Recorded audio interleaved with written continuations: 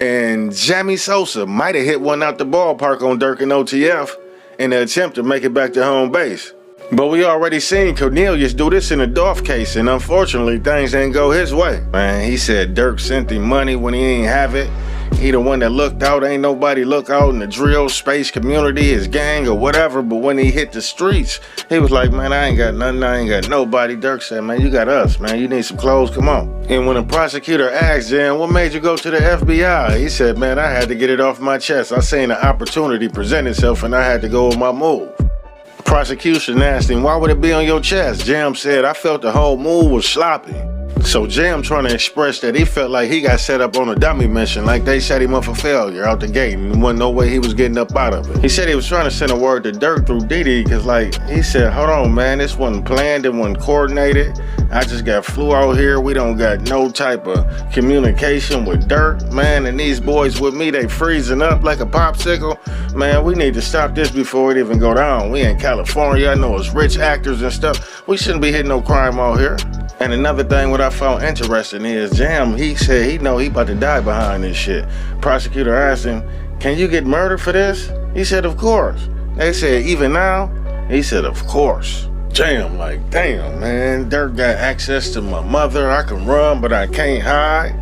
I'ma fuck around and be a pack behind this shit. Now, being that they interviewed him over 30 times and it ain't too much caught on video, they asked him, like, Jam, why you ain't talk on camera on the body cam? He said, man, a lot of people be getting exposed on social media. And as a black disciple, that's breaking all laws. You can't even snitch on the ops. So imagine what he did. He done snitched on the gang, man. I know his mother saw the at him. And when they asked him the question, do you still got love for Durk? He said, I still got love for him for what he did for me and the money he gave me.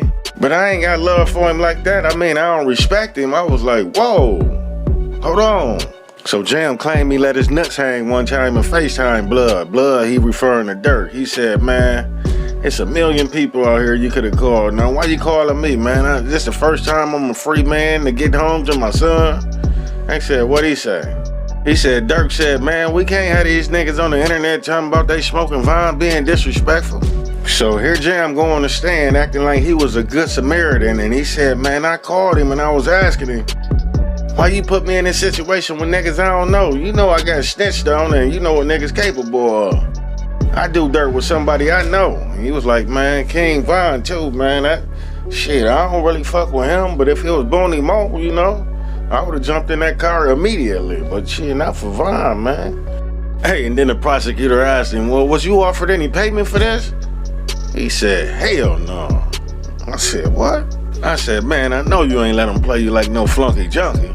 So basically, Jam fake pissed off because he said the hit, you know, it wasn't coordinated and he knew it was sloppy and it wasn't about to go down and niggas was about to throw their life away. But he didn't stop it. So he decided when he get jammed up this last time, they said, man, how did you come to the decision to fuck with the FBI? He said, I slid him a little note and said, man, I know them where the murders at. I got them bodies up under my belt. What's up, right? I know you won't smirk shit. Just get me out this jam. Jam said, man, he's kind of saying like a goofy. I'm doing something for people I don't even know. I ain't no Vine like that. I spoke to him once or twice on the phone, but I ain't grow up with him or nothing like that, so shit. This some rap beef. I do street shit. They said Durk looking at him, he dropping his head. I know Durk weak in the knees, about to faint, pass out, all type of shit. They said they thought they caught Quando Rondo flat-footed when he ran into the dispensary. Somebody ran behind him, but when they went in there, Quando must have been in the back or something. So Jam like, man, we just sitting there like shit going on, the police rolling up and down the street. He said, man, that's when he started having second thoughts. He said, this shit don't feel right. We trying to scramble to do some shit and it ain't no real plan.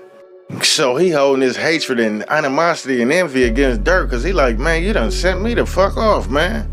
And now I ain't about to, man, I tried to talk to you, man, but you know, I ain't want you to get mad at me because I know when you interfere with somebody that's trying to kill somebody, you end up on the chopping block. So he felt like he was safer taking this information to the feds.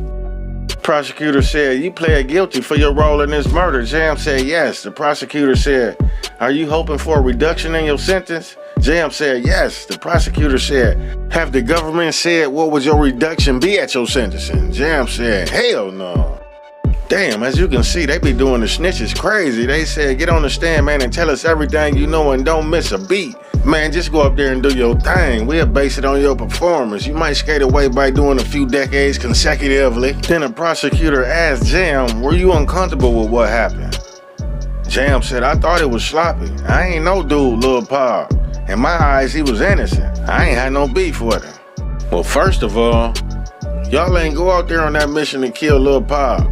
Y'all went out there to kill Quando Rondo. Jam said when they pulled up to the scene, Lindsay popped out so quick and got the fire, he wanted to run down on Quando and get up on him. But dudes started shooting from damn near across the block, so they just started doing it like that. That's probably why they hit the innocent guy. Well, he ain't innocent because he in videos, you know, mocking with a fake Durk like he about to kill him, so. But Jam said, yeah, I wanted to get up on him, damn near to the point where he wanted to stand over him. Jam wanted to stand over that man. They got the shooting from. But then they got to putting up buckets from half court. I know Jam was like, man, what type of shit is this? So then they ditched the hottie and jumped in the black Escalade. Jam said Boogie was driving fast as hell. He told Boogie to slow down and be cool. He was on the phone with Didi. They said, what Didi say? He said, Didi said, man, who hit what? Did y'all hit something? Who did what? They said, how many times did you shoot? Jam said, 4 times. I heard that switchy go off. He said he let that switchy go off. And Jam said Durk set him up with some rookies. He had shooters shooting over his head. They almost left his taco meat in the street. And then they asked him like, man, y'all shooting at a gas station. Ain't you afraid that might explode? Jam said, hell no. You know, we shooting from a distance like Durk and Reese. And Jam stupid slow bus ass was like, they was like, man, is this you right here? He was like, hell yeah, that's me in them red shoes. You know I had to step in there with them Pradas. Come on, Jam, man. See, he trying to soup it up too much. He done said he was behind a pistol 100 times in robberies he was sent off on. And they sent him off to kill somebody. He put the gun to his head and pulled it. Luckily, the guy alive, but that wasn't your beef, nigga. You didn't know them, so they was innocent, too.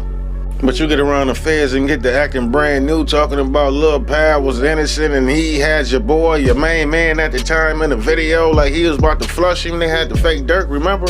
So Jamie Sosa, Jamie the Bull, man, he going on super bad. See, that's what they do, man, because he had 3 murders or something, man. He done told them about some unsolved murder. I know he ain't that dumb. I think they had to know already, like, all right, motherfucker, we know about these murders, bitch. So if you want to go to jail, I mean, if you don't want to go to jail, you go tell us everything you know. But then Jam got the laying low, playing slow, like, I know y'all want the voice, bitch. I got some juicy shit on Durk now.